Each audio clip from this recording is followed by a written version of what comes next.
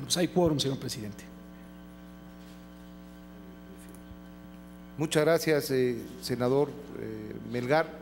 Evidentemente hay en este momento trabajos de la Comisión de Hacienda y Crédito Público, al mismo tiempo hay trabajos de puntos constitucionales en votación en este instante. Al ser estas comisiones de las más relevantes, los integrantes de ambas pues prácticamente estamos repartidos y hay trabajos que en el recinto que seguramente estarán en un momento permitiendo la presencia de las senadoras y de los senadores. Han estado viniendo y registrado su asistencia y en este sentido se abre la sesión de trabajo con el siguiente orden del día. Le pido al señor secretario de la Junta Directiva de la Comisión, al senador Melgar, pudiese poner a consideración de los presentes el orden del día. Gracias, presidente. Se pone a consideración la orden del día. No sé si ya todos tuvieron la oportunidad de leerla. Presidente, ¿quiere que usted la lea? ¿Quiere que yo la lea? ¿O ya la damos por vista por los señores senadores? ¿Estamos de acuerdo? Entonces, estamos de acuerdo. Estaría yo preguntándole a los senadores presentes que nos sirvamos votar la orden del día. Es aprobada, señor presidente. Muchas gracias, senador. Gracias. Son dos temas que conforman el orden del día. Es la comparecencia del ciudadano Max Alberto Diner Sala y es el análisis y discusión de acuerdos fiscales y aduaneros con los países de Costa Rica, de Argentina y de Honduras. El primer punto del orden del día es la comparecencia del licenciado Diner, a quien le damos la más cordial bienvenida. Él es licenciado en Derecho por la Universidad Nacional Autónoma de México, con mención honorífica además. Cuenta con un diplomado de Ideas e Instituciones Políticas por el Instituto Tecnológico Autónomo de México, ITAM. Realizó estudios de posgrado en Relaciones Internacionales y una especialidad en Economía y Finanzas Internacionales en la Diplomatische Akademie Wien de Viena, Austria. En el ámbito académico ha sido profesor de Derecho en la División de Estudios de Posgrado de la Facultad de Derecho de la UNAM, en el Centro de Investigaciones y Estudios de Posgrado del ITAM y actualmente en el Centro de Investigación y Docencia Económica. Cuenta con una experiencia de más de 20 años en el sector público. Fue asesor de la Dirección General de Protección Consular en la Secretaría de Relaciones Exteriores de enero a septiembre de 1991. En la Secretaría de Desarrollo Social se desempeñó como director de proyectos con el Banco Mundial de octubre de 1993 a febrero de 1995 y en la Secretaría de Hacienda y Crédito Público ocupó los cargos de director general adjunto de Normas e Investigación Presupuestal de febrero de 1995 a marzo de 2001, director general jurídico de la Subsecretaría de Egresos de marzo de 2001 a diciembre de 2009 y subprocurador fiscal de Legislación y Consulta en la Procuraduría Fiscal de la Federación de enero de 2010 a noviembre de 2012. Posteriormente fue designado subsecretario de Asuntos Jurídicos y Derechos Humanos en la Secretaría de Gobernación de enero de 2012 a noviembre de ese mismo año y desde enero de 2013 a la fecha funge como consultor jurídico en la Secretaría de Relaciones Exteriores.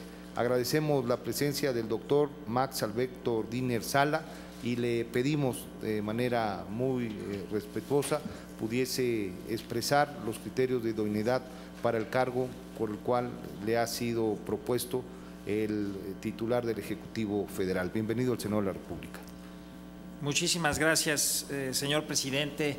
Y antes que nada, pues un agradecimiento por esta convocatoria y por tener la oportunidad de poder comparecer ahora ante ustedes para estar a su disposición y platicar sobre la visión institucional de la Procuraduría Fiscal de la Federación y sobre todo pues entrar en todos aquellos detalles que quieran ustedes saber sobre la visión de ella y en su caso de considerarlo idóneo pues lograr la ratificación o la propuesta al Pleno de la ratificación.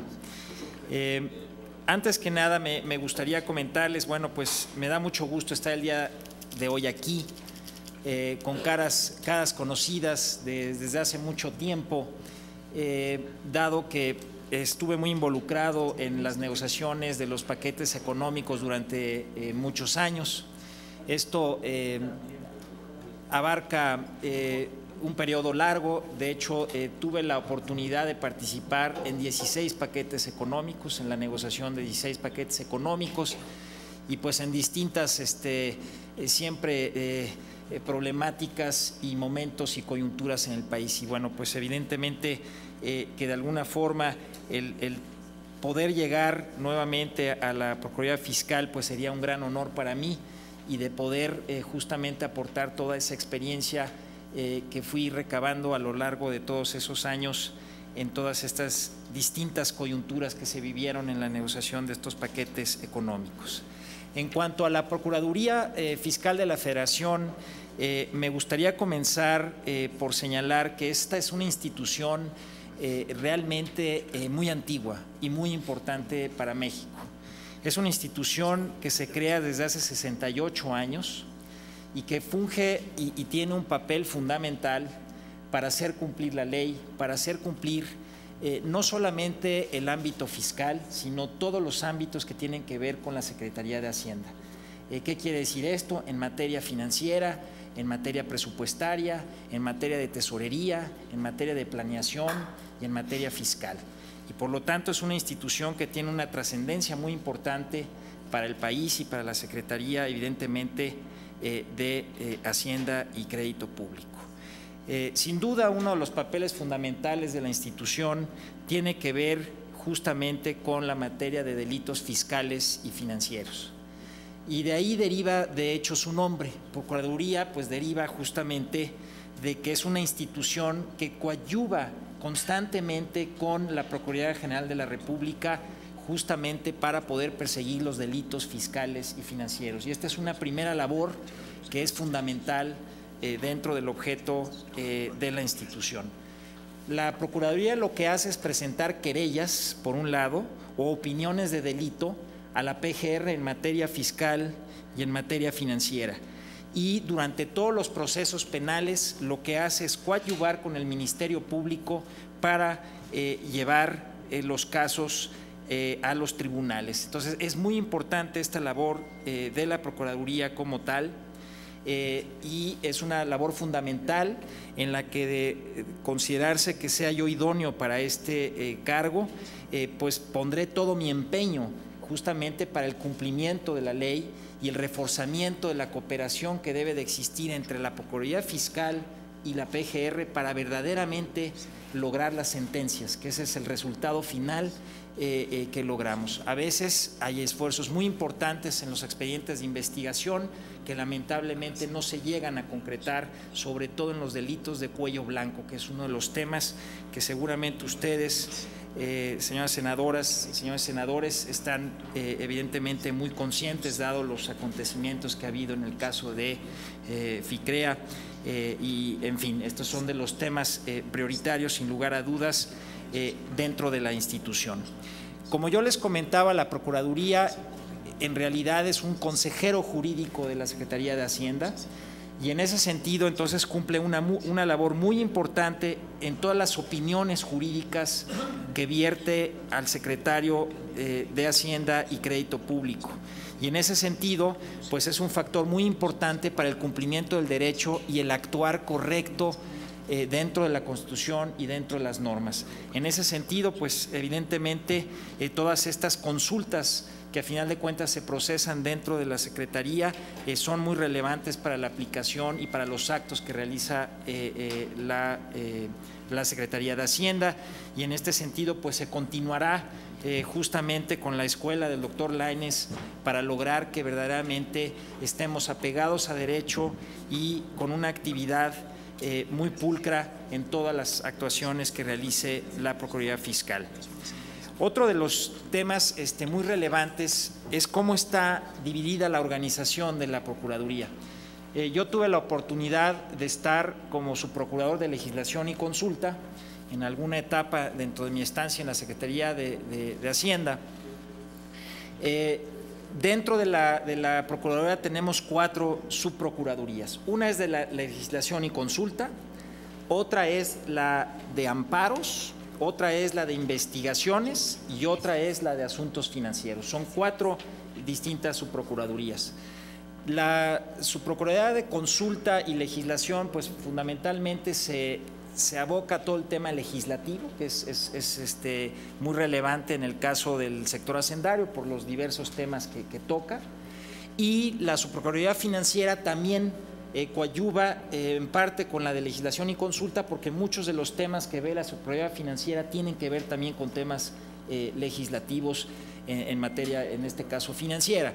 Entonces, esa es una primera labor muy importante a través de estas subprocuradurías, sobre todo estas 2 subprocuradurías, en donde ofrecería, de ser el caso, de ser considerado idóneo para este nombramiento, el que tengamos un diálogo muy abierto, evidentemente, con el Poder Legislativo, con la Cámara de Senadores, con la Cámara de Diputados, para que toda aquella legislación que tenga que modificarse, mejorarse o crearse nuevas regulaciones, estemos muy bien coordinados y siempre haya la mejor comunicación para tener la legislación más idónea para cada problemática correspondiente. Entonces, esta es una labor también fundamental, el tema legislativo y el tema de consultas como tal. Dentro de los compromisos que me gustaría hacer es que evidentemente dentro de estas labores pues siempre lo que deberá de orientar será el principio de legalidad, los principios constitucionales, para actuar en consecuencia en la Secretaría de Hacienda, sobre todo en la parte de consulta. El área de amparos es un área sumamente importante por los litigios que lleva toda la Subprocuraduría de Amparos. En el área de amparos lo que tenemos fundamentalmente son amparos contra leyes que lo que buscan es justamente defender la constitucionalidad de las leyes.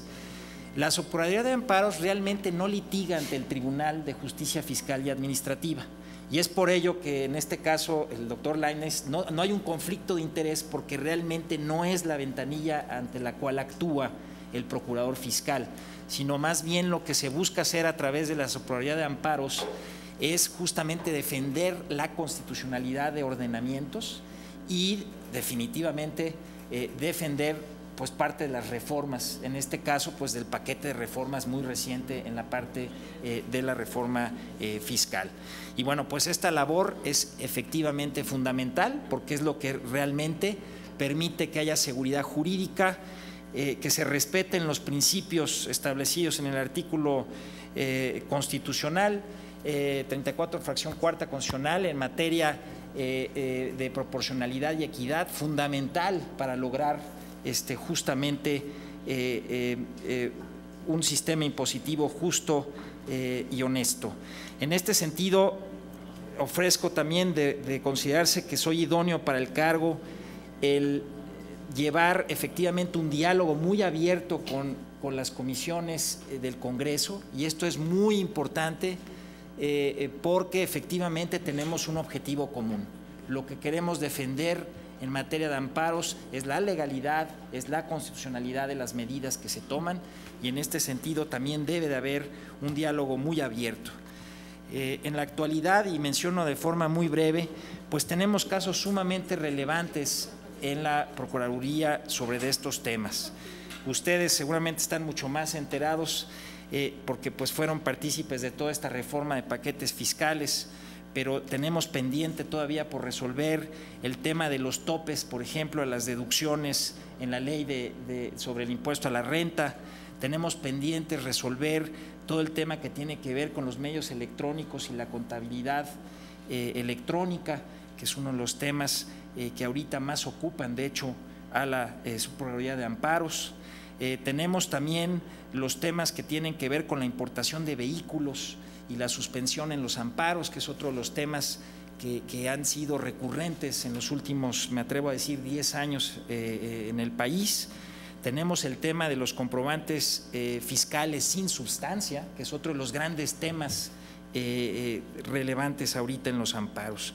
Asimismo, hay temas que han sido parcialmente ya desahogados dentro del nuevo paquete de la reforma fiscal, como han sido los IEPS para efectos de los alimentos de alto contenido calórico, en los cuales se ha juzgado hasta el momento su constitucionalidad, el IEPS de bebidas azucaradas, que también se ha juzgado su constitucionalidad en este momento, con temas de proporcionalidad, de equidad, de legalidad que han sido analizados por la Suprema Corte de Justicia, y hasta el momento todas las resoluciones han sido favorables en términos de la constitucionalidad. Tenemos el alimento para mascotas, que es otro de los impuestos nuevos que también han sido ya defendidos por la Procuraduría, su Procuraduría de Amparos. Y final de cuentas también ha sido resuelto muy recientemente y seguramente con una gran sensibilidad en el Senado el tema del IVA en las fronteras, sobre la homologación del IVA a nivel nacional. Como pueden ver, bueno, lo señalo de forma muy breve, pero pues evidentemente que los temas, cada uno per se tiene muchos detalles y son evidentemente sumamente importantes para el país. Voy a tratar de acelerar un poco, no quiero tomar mucho tiempo. En cuanto a los números, es importante, no tengo yo el detalle porque no tengo yo acceso a los expedientes, pero de los reportes hoy en día la subsecretaría, en este caso la Subprocuraduría de Amparos, lleva aproximadamente 90,000 casos. Son 90,000 casos que están, digamos que ahorita activos. De ellos hay un 23% que se refiere nada más a la contabilidad electrónica, que es uno de los grandes temas que viene ahorita en la Corte en los próximos meses y que va a ser muy relevante la defensa de este tema. Y en cuanto a las resoluciones favorables, la verdad es que la trayectoria de los amparos en la Procuraduría siempre ha sido una trayectoria muy positiva. ¿Qué quiere decir esto? En la última década ha tenido resoluciones favorables arriba del 90%, es decir, la Secretaría de Hacienda y concretamente la Procuraduría Fiscal gana más del 90% de los casos ante los distintos tribunales en los que se litiga. En ese sentido es una institución que funciona bien, que da buenos resultados. Y bueno, finalmente, y disculpen que no me quiero exceder en el tiempo, uno de los grandes retos que tenemos en materia de amparo, pues efectivamente es todo el nuevo contexto en el que estamos viviendo. ¿Eso qué quiere decir? Las reformas constitucionales de 2011 en materia de derechos humanos y la reforma a la ley de amparo. Concretamente, un tema fundamental tiene que ver con el interés legítimo.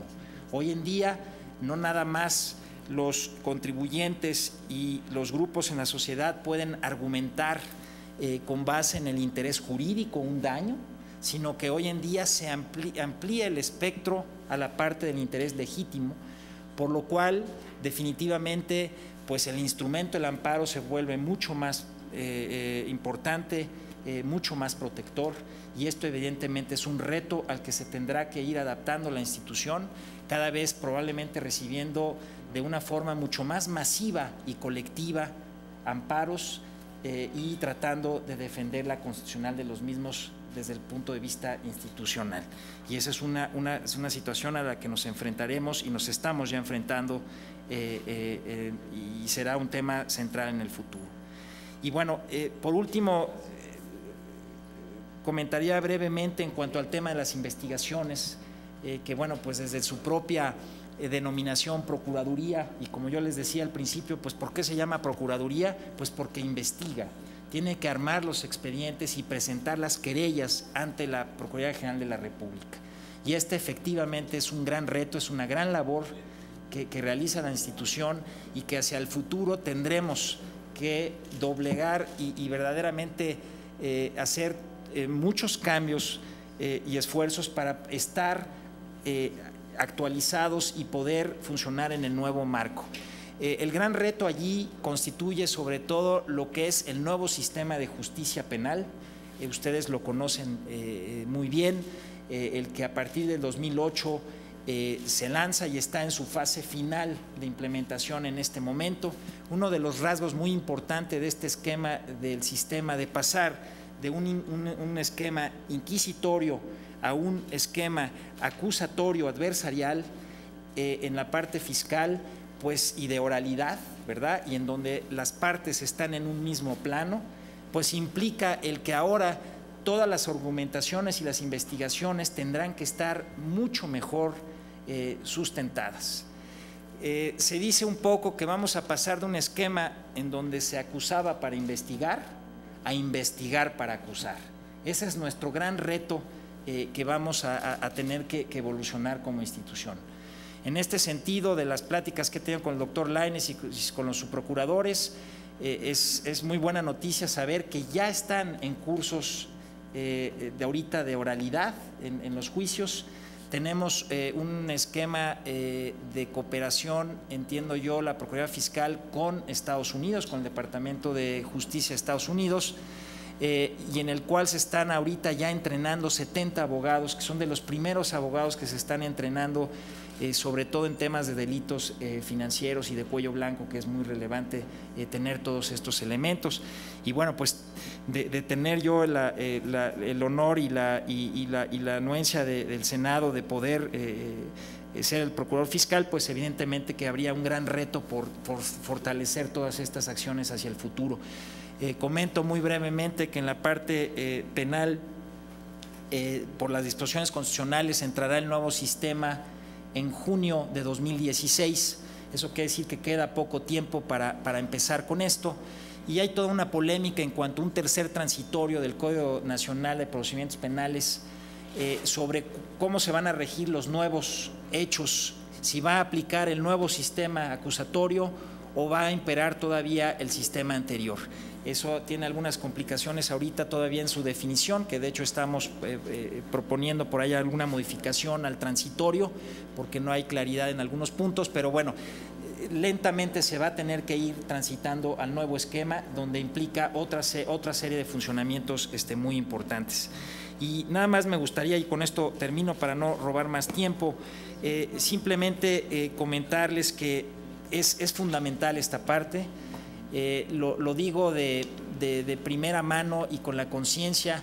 Creo que algo que lacera a la sociedad es el tema de la impunidad, y creo que allí la Procuraduría puede jugar un gran papel, y sobre todo, y me voy a los casos concretos, los casos que vivimos tanto en materia fiscal, el uso de facturas apócrifas, el tema de la desaparición de los domicilios fiscales, ¿verdad? El tema que tiene que ver con los delitos de cuello blanco, como los que recientemente hemos atestiguado la sociedad, son temas que verdaderamente ofenden a la sociedad, que verdaderamente nos colocan en una situación en donde los ciudadanos lo que pedimos y buscamos es que se haga justicia. No es posible que mi vecino no pague impuestos y yo tenga que pagar los impuestos, y eso vulnera todo el sistema de credibilidad del país, todo el sistema fiscal. Por lo tanto, sí tenemos una gran obligación, y yo creo en parte también una deuda de mejorar mucho todo el sistema. Y el gran reto en la parte penal y de investigación tiene mucho que ver con la coordinación que se pueda lograr entre la parte de la Procuraduría Fiscal de la Federación, que integra muy bien los expedientes, pero que al coordinarse con la Procuraduría General de la República a veces no logra el resultado final, que es justamente que haya una sentencia condenatoria a una persona que es responsable de haber cometido un delito. Y creo que ese es uno de los grandes retos que seguramente se podrá trabajar en mejorar, de considerar que yo sea idóneo para este cargo. Con esto concluyo porque no quiero robar tanto tiempo. Señor senador, estoy a su disposición. Muchas gracias. No, los agradecidos somos nosotros, licenciado Diner Sala. Muy completa la exposición, y evidentemente en el siguiente momento, que implicará el diálogo con los senadores, habrá elementos de juicio para que se tome la mejor decisión con respecto a esta nominación. Me pidió el uso de la palabra el senador David Penchina, y estoy registrando a las senadoras y a los senadores que tengan interés en participar. Gracias, presidente. Senadoras, senadores, bienvenido, licenciado Max Diner. Yo le quiero felicitar a usted por su trayectoria, agradecerle la síntesis de una exposición que me parece que toma bastantes temas que seguramente los legisladores tenemos presentes porque hemos sido parte de este cambio legislativo. Desde hace muchos años quienes hemos tenido la oportunidad de estar en el tema de las haciendas públicas desde el Poder Ejecutivo, el Poder Legislativo, le conocemos, sabemos de su capacidad profesional, de su honestidad probada en diferentes encargos que usted ha enfrentado en su vida profesional, y felicitar al Ejecutivo por una propuesta que me parece que viene mucho al caso del reto de la Procuraduría.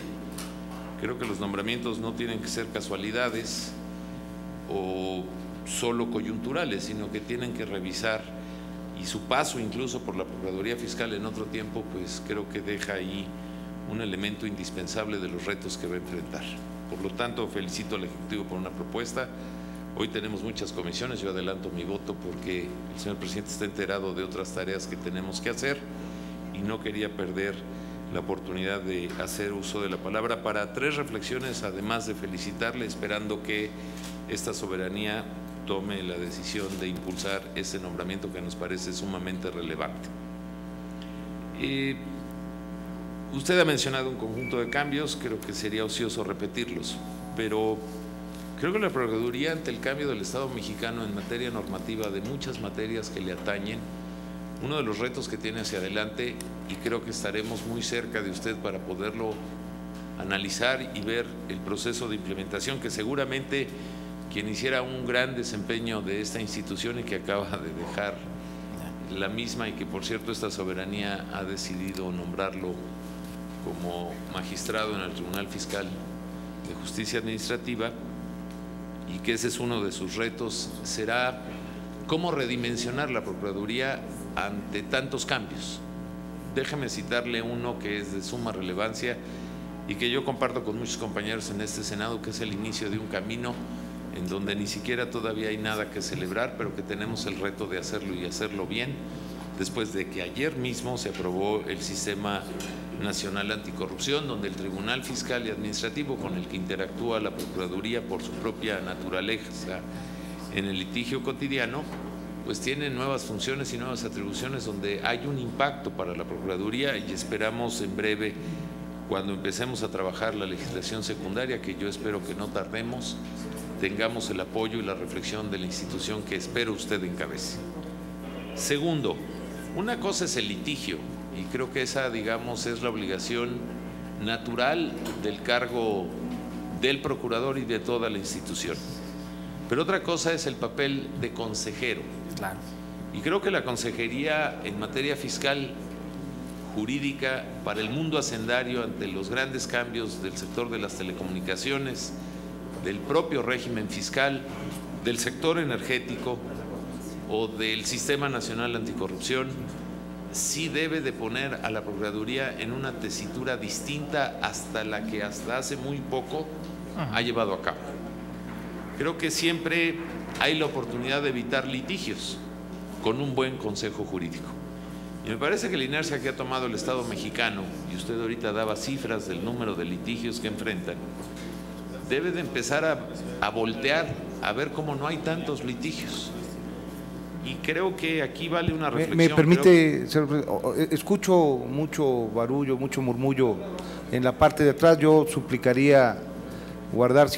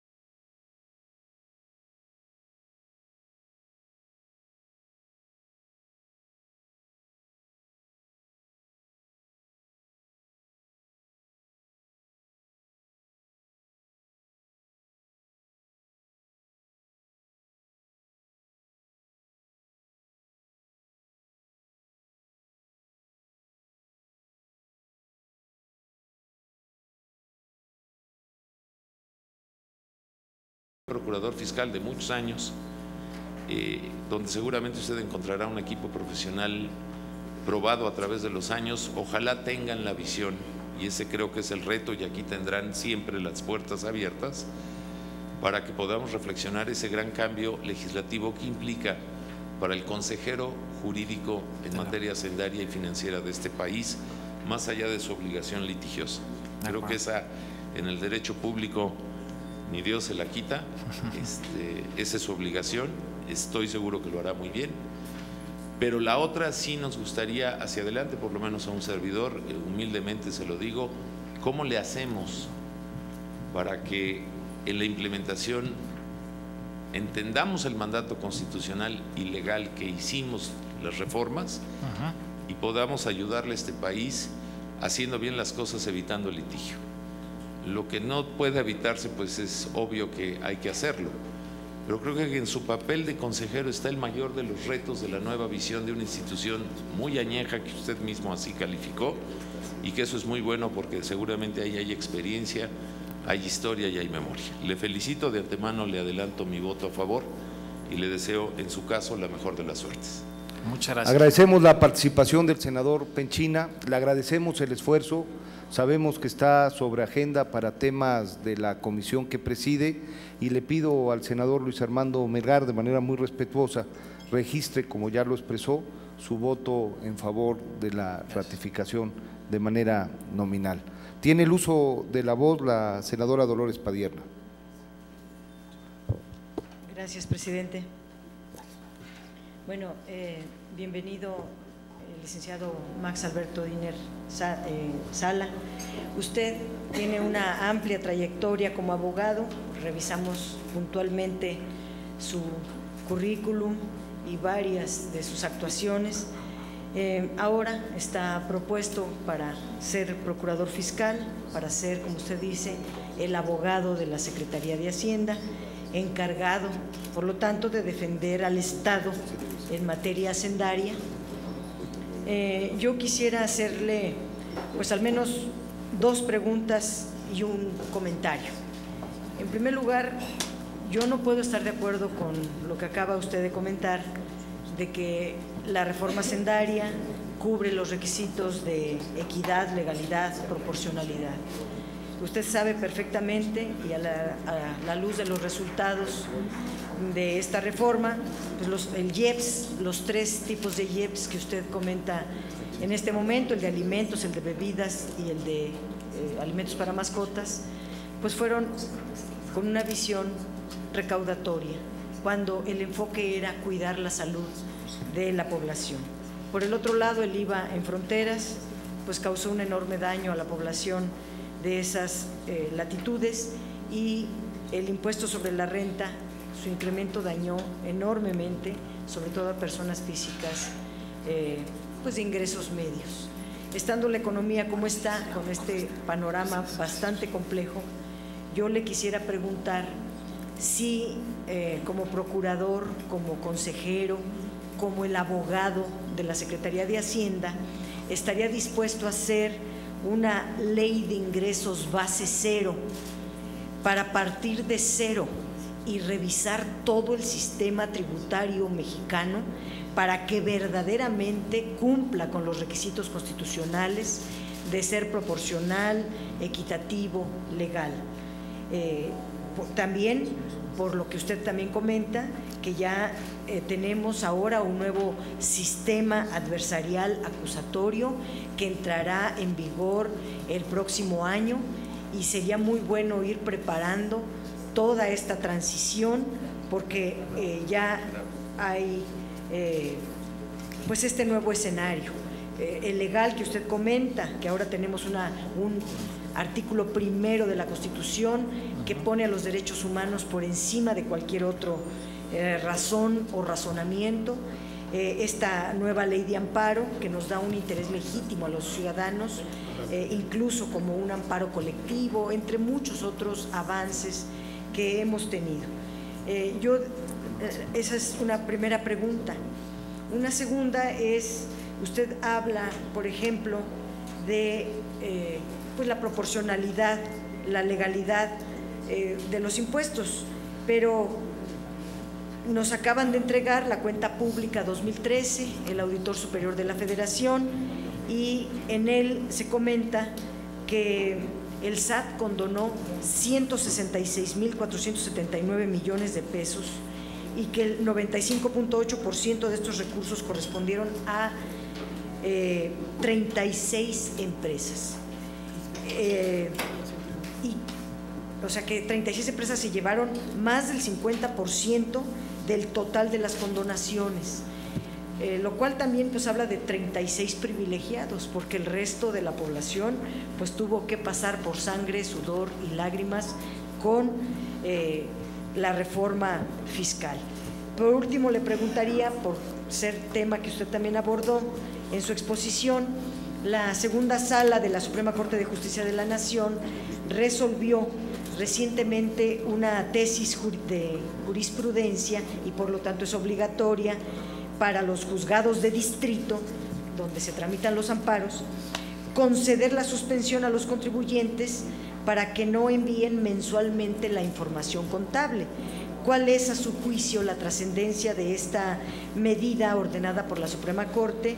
Y como procurador fiscal, si va a buscar combatirla o va a buscar aceptarla, o cuál recomendación hace al legislativo para seguir trabajando en ese tema. Es cuanto, muchas gracias. Gracias a usted, senadora Padierna. Saludamos la presencia del senador Roberto Gil Suárez, presidente de la Comisión de Justicia del Senado de la República, de la senadora María Cristina Díaz Salazar, integrante de esa comisión y presidenta de la Comisión de Gobernación, del senador Ernesto Gándara, integrante de la Comisión de Justicia y presidente de la Comisión de Trabajo del Senado de la República. En breve estaremos sesionando en Comisiones Unidas, le agradecemos mucho la presencia. Tiene el uso de la voz el senador Luis Armando Melgar para formular su pregunta. Claro. Gracias, presidente. Más allá de una pregunta, yo lo que quisiera nada más es, sumarme a lo que mi compañero senador, el senador Penchina decía, reconociendo la trayectoria del ciudadano Max Alberto Diner Sala, y también haciendo una reflexión sobre la importancia que tiene esta transición, dado que, como bien se mencionaba aquí, estamos en el proceso de un cambio que va a ser fundamental, sobre todo por lo que toca a la garantía ciudadana, en un proceso en donde acabamos de hacer una reforma fiscal. Y también reconocer que el ex procurador, el doctor Javier Lainez, hizo un proceso muy interesante y muy complejo que también merece el reconocimiento de nuestra parte, porque con esto se va a lograr una continuidad que es muy necesaria en la Procuraduría. Yo me limitaría a hacer este comentario, señor presidente, y cedería la palabra a quien me sucede. Muchas gracias, agradecemos la participación y el comentario del senador Melgar. Tiene el uso de la voz el senador Martín Orozco, con él se cierra el registro de oradores. Posteriormente le pediríamos al licenciado Diner Sala pudiera dar respuesta a las preguntas realizadas por la senadora y los senadores, y una vez concluida esta respuesta estaríamos generando el procedimiento de votación. Tiene uso de la voz el senador Martín Orozco. Muchas gracias, presidente. Bienvenido, Max. Muchas gracias. Licenciado Max, bueno, con un antecedente del doctor Javier ahí, seguramente llegarás a tener un equipo importante y ya muy avanzado los trabajos y con una gran experiencia el equipo. Quiero enfatizar mucho el tema de la contabilidad electrónica. En el año pasado el SAT recaudó 156,000 millones en base de auditorías. Presume un incremento de más del 20% referente al 2013. Es cierto, es una de las facultades de recaudación, pero también es un tema que trae a los contribuyentes preocupados, porque también la amenaza de este año es duplicarlo con la facilidad de la contabilidad gubernamental. Luego trae una carga administrativa a las empresas que no les permite el crecimiento, que ya están más preocupados en el tema hacendario que en el tema de comercialización o de producción y de generación de empleos. hay esta resolución. Sí me gustaría ver todos los argumentos de tal manera que las empresas tengan una tranquilidad en el tema de la contabilidad electrónica, de los informes mensuales, y donde simplemente el SAT lo está esperando para que al siguiente día que lo tenga, pues mandar revisiones, y tal parece que esa es la única forma en la que quiere recaudar, ya que le funcionó muy bien en el 2014 con un incremento importante a 156,000 millones. Entonces, todos tus argumentos en base a este tema de la contabilidad electrónica más. Muy bien, gracias. Agradecemos la participación del senador Orozco, muchas gracias, senador presidente, y le concedemos el uso de la voz al licenciado Max Diner Sala para dar respuesta a las preguntas escuchadas. Muchas gracias, presidente. Muchas gracias, senadoras y senadores, por las preguntas. Trataré de darles puntual atención. Bueno, primeramente abordaré las preguntas que formuló el senador Penchina. Y bueno, antes que nada, pues también agradecerles a todos ustedes evidentemente los comentarios positivos sobre mi trayectoria. Muchas gracias. En el caso de las preguntas del senador Penchina, comentaré muy rápido. Bueno, el primero, el reto de todo el tema que tiene que ver con el Sistema Nacional Anticorrupción. Bueno, pues yo ahí sobre todo ofrezco, pues en caso de considerar que sea idóneo para este nombramiento, pues poner toda la energía para ayudar y coadyuvar con el Senado de la República a la construcción ya de las leyes secundarias, que será seguramente un reto sumamente importante. Y sobre todo, como ustedes mejor que nadie lo conocen, muchas veces en esos detalles está realmente la diferencia entre que una reforma constitucional realmente logre todo su efecto o parte de él se inhiba. En ese sentido, pues estaremos en la mejor disposición de poder colaborar en ello una vez que evidentemente esta reforma constitucional esté ya aprobada por las legislaturas locales, etcétera, etcétera. Entonces, este es un tema que seguramente será prioritario y podremos aportar lo que nos toca y sobre todo la parte técnica. En cuanto al tema del litigio y el consejero de la Secretaría, yo no puedo coincidir más con el senador Penchina en que efectivamente a través de un buen análisis y de una política mucho más preventiva, igual y muchos de los temas jurídicos pueden ser, digamos que atajados en el conflicto y no derivar en litigios muy costosos y muy largos. Esto va a ser un gran reto hacia adelante, sobre todo por lo que mencionaba el senador Penchina, en el sentido de que tendremos temas muy importantes en materia de telecomunicaciones, en materia energética, con marcos realmente totalmente reformados y en donde seguramente habrá una gran actividad de conflicto y de litigio y en la medida en que la Procuraduría pueda evidentemente con esta labor de asesoría jurídica tratar de prevenir eso y tratar de tomar las decisiones correctas. Desde el principio, coincido plenamente, podremos ir asentando toda esta nueva, todo este nuevo marco institucional de una forma mucho más suave, mucho más efectiva y eficiente que a través del conflicto y el litigio. Entonces, en ese sentido, coincido plenamente y creo que es una labor que sí se puede reforzar y se podría evidentemente hacer más efectiva. En cuanto a algunas de las preguntas de la senadora Dolores Padierna, agradezco mucho las preguntas y me voy directo a contestarlas. Primeramente, en cuanto al tema de la ley de ingresos base cero, bueno, ahí, senadora, me pone un poco en problemas, número uno, porque me expande mucho el ámbito de atribuciones. Creo que no sería tan importante para poder decidir cómo se va a diseñar la ley de ingresos y cuáles impuestos metemos, sino ese es un tema que evidentemente corresponde a la política tributaria, al secretario de Hacienda y evidentemente ante todo al Congreso que dicta las leyes en materia fiscal. En materia fiscal, pues tenemos el marco permanente, que es a final de cuentas el que ustedes aprueban y disponen, y ese es el que nosotros aplicamos en el Ejecutivo para cobrar los impuestos y concretamente la Procuraduría Fiscal para defender al fisco y tratar de hacer lo más efectivo posible su cobro. En realidad la ley de ingresos es un catálogo del presupuesto de ingresos, dicho de otra forma. Y mientras no cambiemos el marco permanente fiscal, difícilmente vamos a poder hacer un ejercicio base cero. De todas maneras, creo que la idea es muy interesante y creo que pues debemos de poder tejer sobre ella y dialogar sobre ella para ver qué tipo de impuestos pues tienen problemas y cómo poderlos mejorar. Pero en términos generales creo que el ámbito de la ley de ingresos evidentemente pues es un ámbito que en realidad presupuesta los ingresos. La Corte ha determinado que es un acto condición, sin embargo no resta la efectividad del marco permanente fiscal a través de las distintas leyes fiscales especiales del país. Y bueno, no omito señalar, senadora, que coincido, uno de los temas más sensibles para el país sin duda son los ingresos.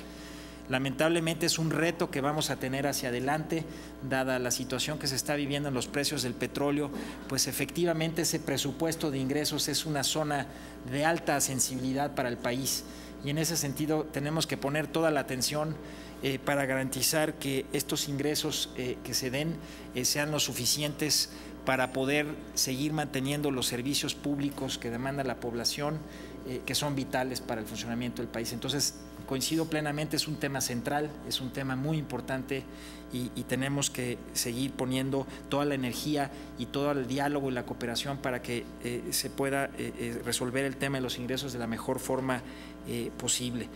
En cuanto al tema del sistema adversarial acusatorio, efectivamente es un gran reto, no nada más en la materia fiscal, pero bueno, aquí me aboco únicamente al tema de la materia fiscal y en este sentido tenemos que prepararnos.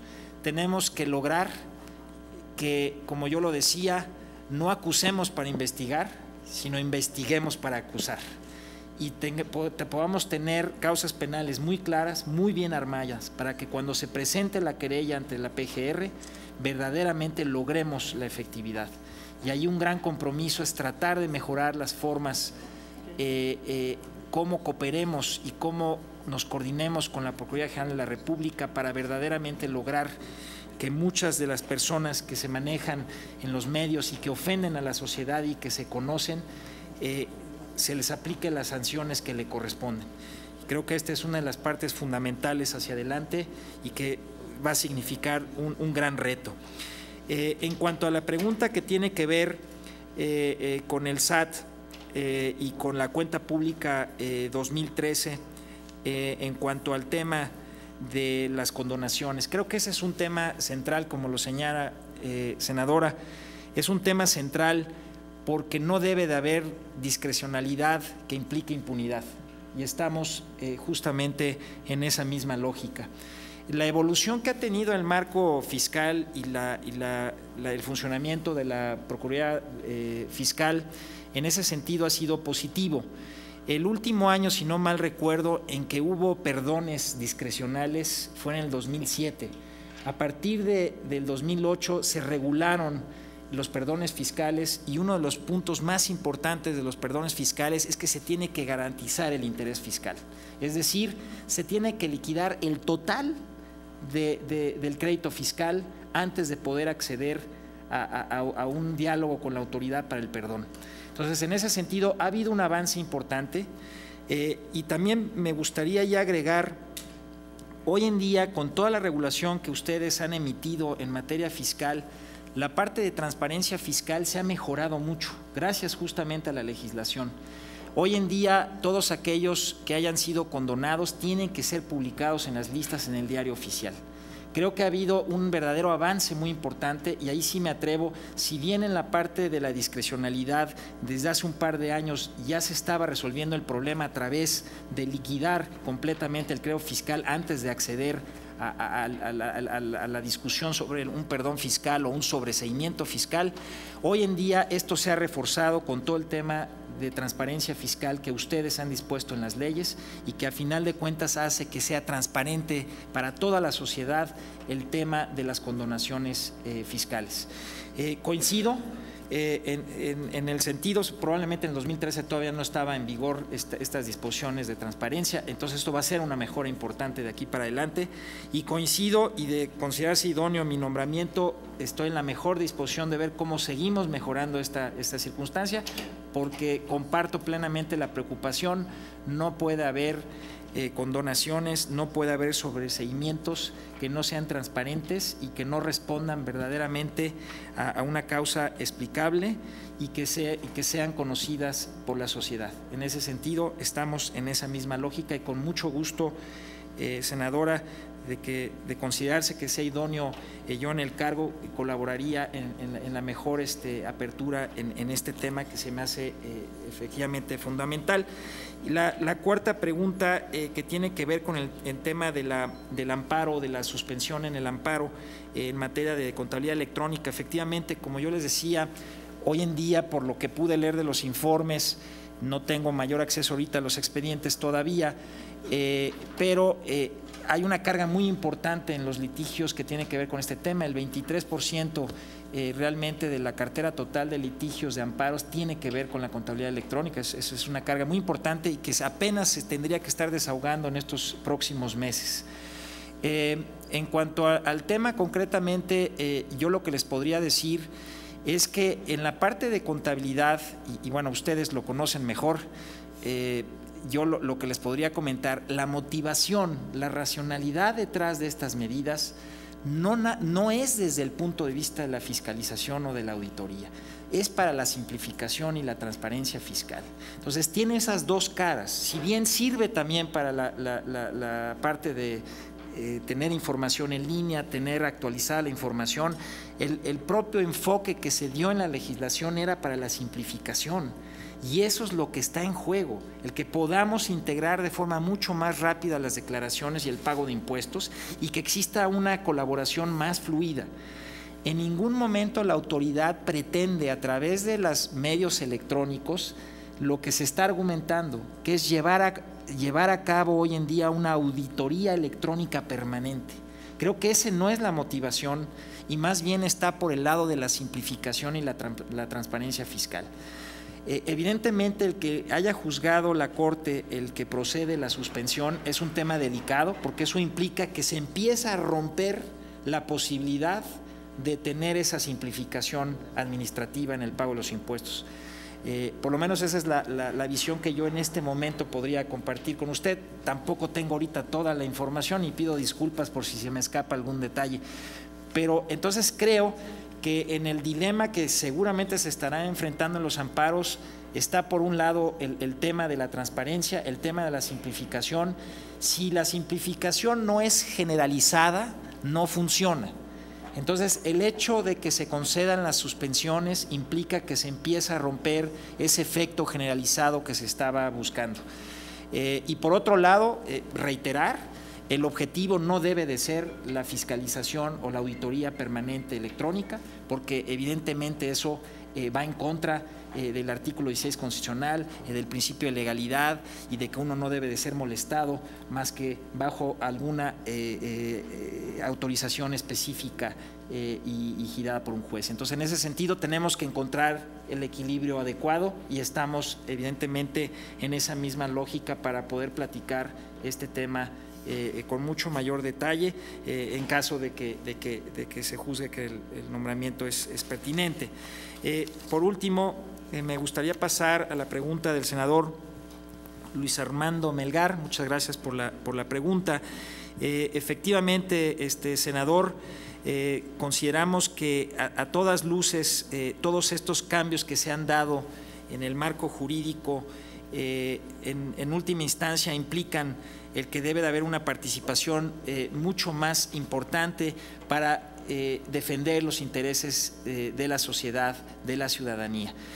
Si sumamos las reformas de derechos humanos con la parte de la transparencia fiscal y toda una serie de medidas que han sido previstas ahorita en el marco fiscal, y a esto también le sumamos el sistema nuevo acusatorio adversarial, yo creo que estamos en las mejores condiciones para que la ciudadanía tenga muchos mayores elementos y se le pueda garantizar que se respeten los principios constitucionales, los derechos humanos, que es fundamental, y ante todo en la parte fiscal los principios de legalidad, de equidad y de proporcionalidad que deben de regir todos los actos de las autoridades hacendarias, y en ese sentido pues me gustaría ofrecer que evidentemente de llegar al cargo pues por supuesto que estaríamos redoblando los esfuerzos para lograr esta situación, y tomo muy en cuenta el legado que deja el doctor Lainez, evidentemente,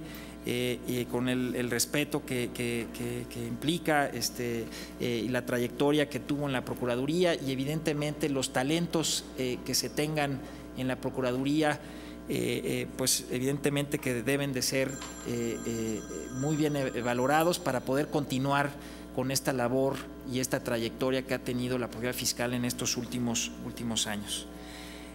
Finalmente, a la pregunta del senador Martín Orozco, muchas gracias, senador. Yo me refería muy rápido, ya toqué parte del tema, déjeme tratar, senador. Tiene toda la razón en el sentido que tenemos que encontrar el balance, eso lo comparto plenamente. No se vale que las autoridades estén fiscalizando permanentemente a través de medios electrónicos.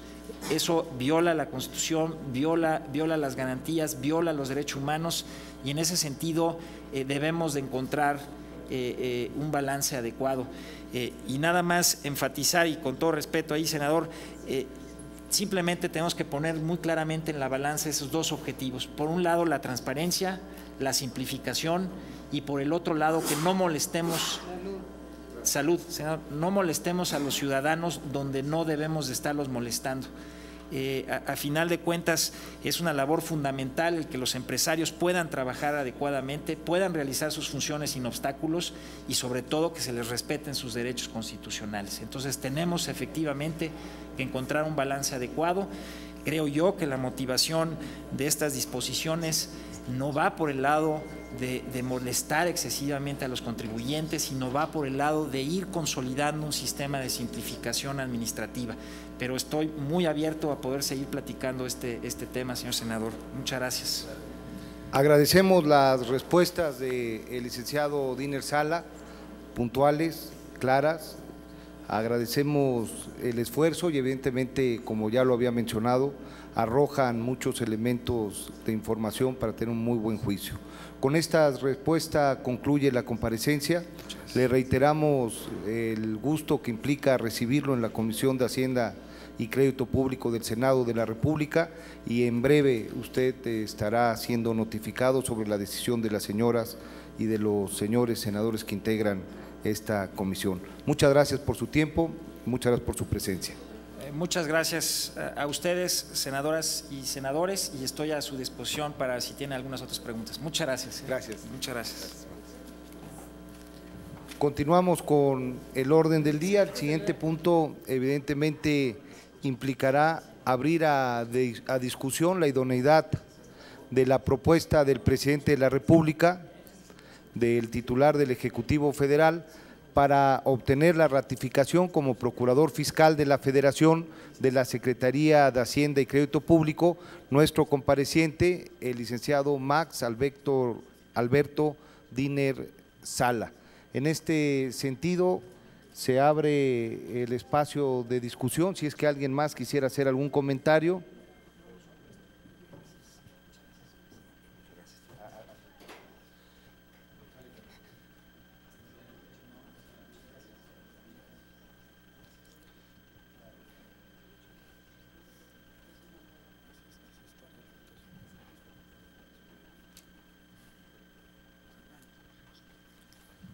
Entonces, estaría pidiéndole al senador Luis Armando Melgar pudiese de manera nominal recoger el sentido de la votación de las senadoras y de los senadores integrantes de la Comisión de Hacienda. Si quiere, para facilitarlo, pasamos el micrófono. A cada quien para que sea la votación nominal. Y aquí lo vamos registrando. Empezaríamos con la senadora Dolores Padierna. Dolores Padierna, a favor. A favor. Martín Orozco, a favor. José Yunes, a favor. Melgar, a favor. Blanca Alcalá, a favor. Ríos Peter, a favor. Gerardo Sánchez, a favor. Se sumaría el voto que públicamente expresó el senador David Penchina, y esto implicaría un voto, y el senador, sería votos por unanimidad de las senadoras y los senadores presentes a favor, por lo que esta comisión aprueba el dictamen y ratifica al Procurador Fiscal de la Federación de la Secretaría de Hacienda y Crédito Público en la persona de Max Alberto Diner Sala. A sus órdenes, senador Cavazos. Se registra el voto con el que sería el noveno voto.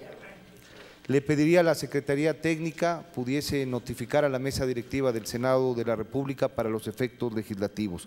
El segundo y último punto del orden del día que convoca la Comisión de Hacienda y Crédito Público es la discusión y en su caso votación de 3 acuerdos que celebran los Estados Unidos mexicanos, uno con la República de Costa Rica para evitar la doble imposición y prevenir la evasión fiscal en materia de impuestos sobre la renta y su protocolo, firmados en la ciudad de Washington, D.C., en Estados Unidos de América, el 12 de abril de 2014. Para este dictamen se abre el espacio de debate por si algún senador o senadora quisiera hacer uso de la voz. No habiendo registro, lo ponemos a votación. Quien estén por la afirmativa, sirva manifestarlo de manera económica.